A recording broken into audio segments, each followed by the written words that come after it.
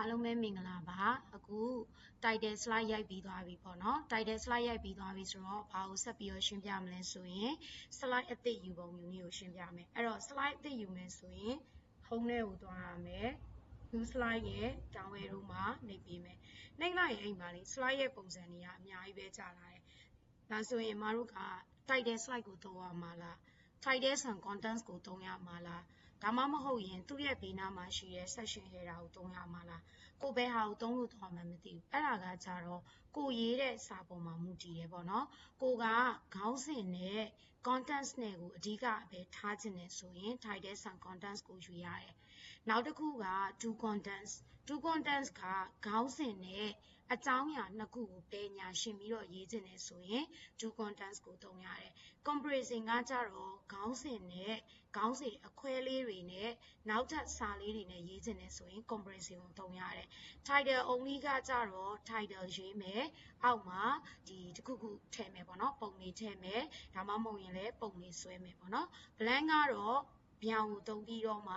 စာရိုက်တာရောပုံထည့်တာရောနောက်ထပ် method တစ်ခုနဲ့ကိုယ့်ကို insert လုပ်မှာပေါ့နော်ကျန်တာတွေလည်းထုံနည်း၎င်းမှာပဲသူပြထားတဲ့ခေါင်းစဉ်လေးတွေတိုင်းပေါ့နော်ဒါလေးတွေကတော့နောက်ပိုင်းကျရင်ဆက်ပြီးတော့ရှင်းပြသွားမယ်အဲ့တော့ slide အသစ်ထပ်ပြီးတော့ယူတဲ့အခါမှာယူလို့ရတဲ့ slide တွေကအများကြီးပဲဘယ်ဟာကိုယူသုံးလို့ယူသွားမှမသိဘူးအဲ့တော့သင်တန်းမှာအမှား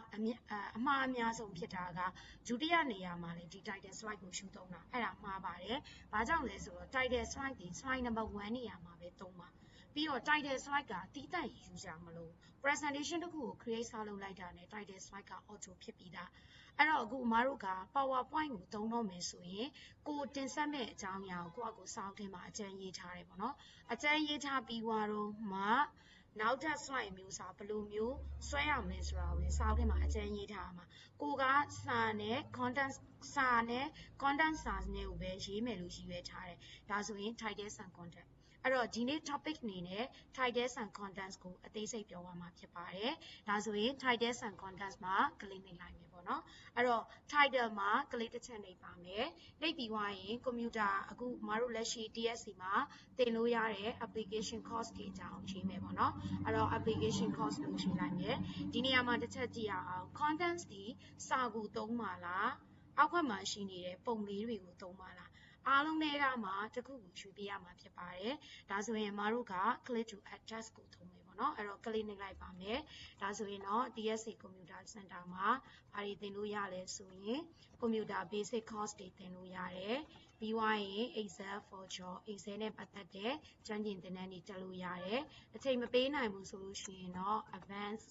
Excel ကိုဆက်ပြီးတော့ join လို့ရတယ်ပြီးသွားရင်နောက်တစ်ခုကဘာတွေဆက်တက်လို့ရလဲဆိုရင် Advanced PowerPoint ဆက်တက်လို့ရတယ် Graphic တွေဆက်တက်လို့ရတယ် GTP တွေဆက်တက်လို့ရတယ်နောက်တစ်ခုက Engineering နဲ့ပတ်သက်တဲ့ AutoCAD တွေဆက်တက်လို့ရတယ်လက်ကွက်ပဲလေ့ကျင့်ချင်တာလား Typing course အနေနဲ့ဆက်တက်လို့ရတယ် Microsoft Word တစ်မျိုးတည်းပဲတက်ချင်တာလား Word only Excel only PowerPoint only စသဖြင့်ပေါ့နော်တက်လို့ရတယ်ဒါဆိုရင်အမကဒီလို content စာရေးလိုက်ပြီးဖြစ်တဲ့အတွက်ကြောင့်ခုနမြင်နေရတဲ့ပုံလေးတွေကမရှိတော့ဘူးเนาะအဲ့ဒါဆိုလို့ရှိရင်တော့ကိုအကျဉ်းရေးထားတဲ့ပုံမှာမူတည်ပြီး new slide ရဲ့ down arrow မှာနေပြီးတော့ကိုလိုချင်တဲ့ slide အမျိုးအစားကိုရွေးလို့ရမှာဖြစ်ပါတယ်အခုကတော့ title and contents ကိုရွေးပြသွားတာပါခေါင်းစဉ်နဲ့ contents နဲ့ကိုရွေးပြသွား